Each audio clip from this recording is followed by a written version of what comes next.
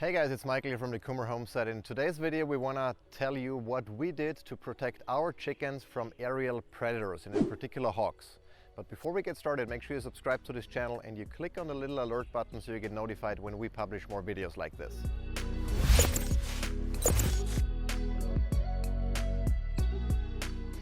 When we got our first flock of chickens, we knew that we had hawks and aerial predators in the area, but we didn't really consider them a real threat. We figured our chickens are gonna be fine. Despite having read reports about hawks and owls and stuff getting chickens and killing them. So when we got our first flock, we moved them out from the brooder into our coop that you can see here in the background at around 5 weeks or so, maybe between 5 and 6 weeks. And during the first couple of days, we let them free range, and one day my wife was out taking a video for Instagram when a hawk swooped down and almost grabbed one of our chickens. They were still fairly young, between 5 and 6 weeks old. And we couldn't believe it because my wife was right there and the hawk had the balls to still swoop down and almost grab that chicken. Fortunately, he didn't injure her. She was just limping for a couple of days. I guess the force of the impact sprained her leg or something, but she had no puncture wounds. She wasn't bleeding or anything. We took her to the vet and everything was fine. But that was really a reality check for us, and we figured we need a solution right now. And so we went online, did our research, much like you are doing right now watching this video, and we ended up being frustrated because we didn't find a good solution. We read a lot about different methods that people have tried, anecdotal evidence that has worked for some, didn't work for others. And the more we learned about hawks and how they hunt, the more discouraged we got, because we figured out that they are super smart, super fast, and if they want to catch or grab your chicken, they probably will. And so we were puzzled by the fact that the hawk, when he attacked ours, didn't kill her. So before I'm going to talk about the solution that we ended up implementing that has been working for the past couple of months, let me tell you about all the possible solutions that we went through, considered, but ultimately decided on not implementing it. The first one is get a rooster. A rooster has two jobs basically. One is to fertilize eggs and the other one is to protect the flock. However, we don't live out in the sticks on a 50-acre property. We in a suburban environment just north of Atlanta, and we didn't want to get a rooster because we have neighbors and we want to continue being good neighbors, and so a vocal rooster would not play well in its strategy. Funny enough, the day before we recorded this video, we found out that Rosie, one of our what we thought egg-laying hens, was actually a rooster. So this used to be Rosie and now it's Cacique, because it turns out that Rosie is not a Rosie after all, right? What are you? A rooster? Huh? Should have that red comb that only he has and has had for the past several weeks should have been a clue, but everyone told us no. Rosie is a Rosie, but nope, Rosie is not. Rosie is a dude. Friendly one, that is. So now it's not a Rosie anymore, and now we have that going for us, but that wasn't the plan from the beginning. The second potential solution we considered was getting a livestock guardian dog, but I talked to a couple of farmers and they told me that while livestock guardian dogs are great for protecting the flock against land predators like foxes, raccoons, coyotes, etc., they are not great at protecting, that's Rosie, or Cacique now as we call him. And so they are not great to protect your flock for your chickens against aerial predators. And besides, getting a dog would not be a quick solution because it has to be trained, etc. So we discarded that option there as well. The next one, quiet time. The next solution we considered was putting up fake owls, because owls are natural enemies of hawks. They hunt hawks, and so we thought maybe putting up a couple of fake owls would deter them, but we also realized that hawks are pretty smart, and so if that owl or those owls are at the exact same spot every single day, they'll probably figure out that this is not the real deal and they would come down and hunt anyway.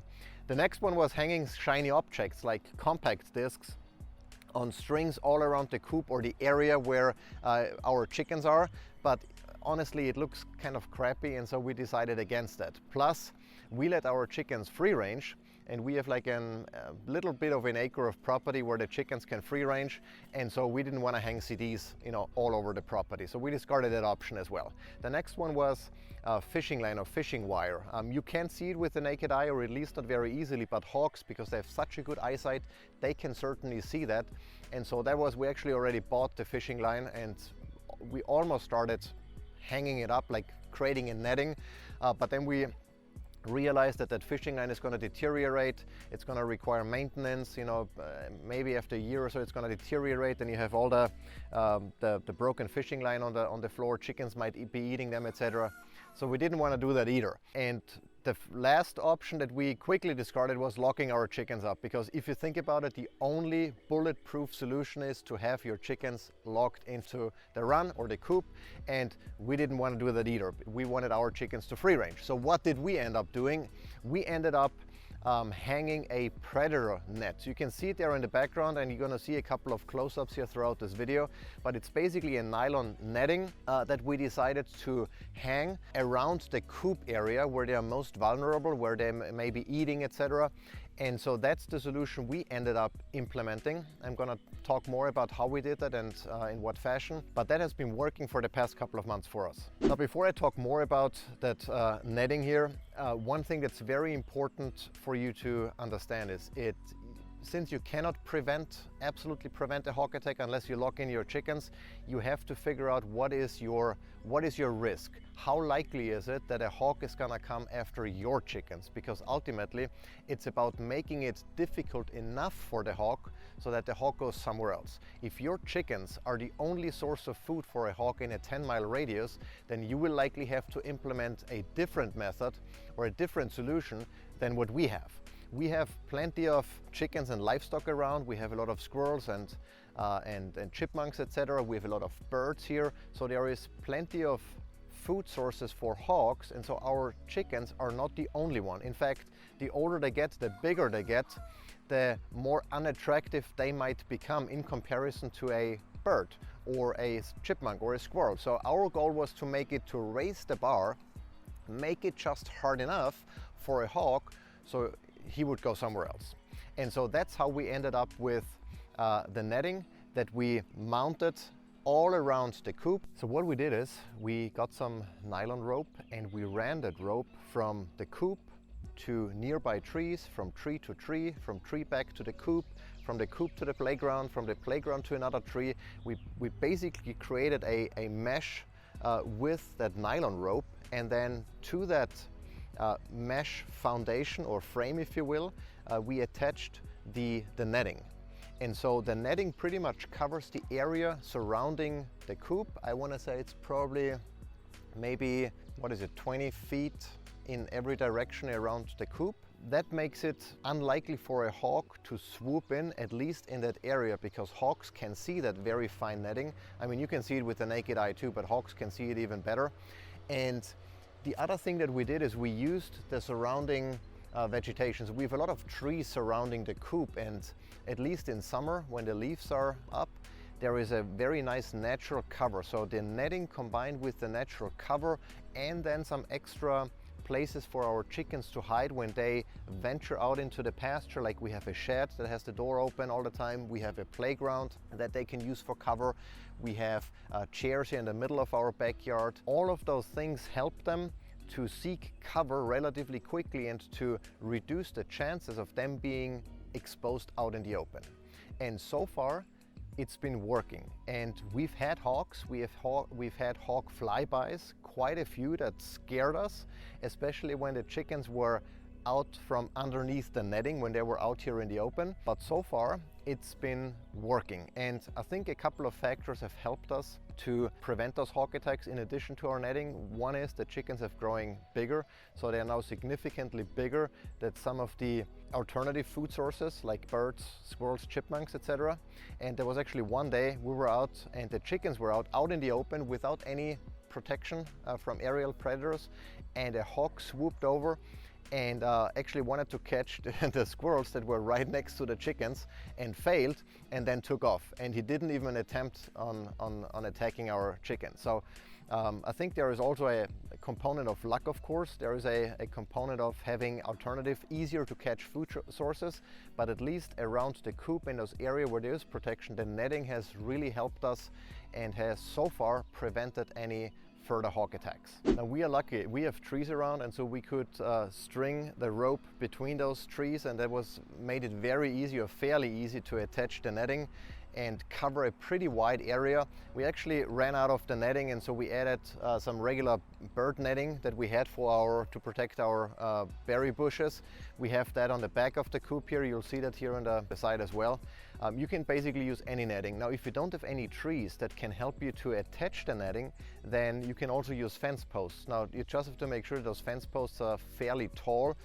We wanted to buy some to further extend the reach of our netting, but at the time all the taller, like 10-foot fence posts were sold out and we couldn't get any, and so we didn't do that. But that's an option as well if you don't have any trees. But even with 1 or 2 sets of that netting, you can cover a fairly large area. I think one package of that netting covers like 1,500 square feet, so it's fairly large.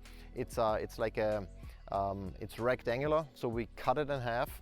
Since we didn't have like one large or rectangular area to cover, we had like more of a square, so we cut it in half and then used both side by side. It was a little bit of a pain to install, to be quite honest. You need at least 2 people to make it easy, because it easily catches on branches and trees and etc. So you need 2 people or 3 people ideally to like keep it spread out and then attach it on all the sides. We found that it is easier to attach the ropes first and then attach the netting to those ropes, instead of trying to climb up a tree with the netting in your hand and then attaching that on different spots. That we tried that in the beginning, it didn't work out well. Then we discovered that we're gonna run all the ropes first, and then we're gonna attach the netting there. Now again, this has been working for us based on our risk profile. If you live in an area where there's a higher risk or a greater risk of hawk attacks, where there's maybe less alternative food options around, you might have to do more. You might have to cover a larger area, you might have to fence it in addition to that, or in the worst case scenario, lock your chickens in. But for us, this has been working really well, and I'm glad we have that, even though it doesn't look absolutely awesome. In fact, the first couple of days when we looked at it from the porch, we're like, this does not look good. By now we got used to it. It still doesn't look good, but it definitely beats having your chickens killed by hawks. And with that, we're gonna wrap it up. If you liked this video, give it a thumbs up. If you didn't like it, let us know in the comments what you could have done better. Until next time.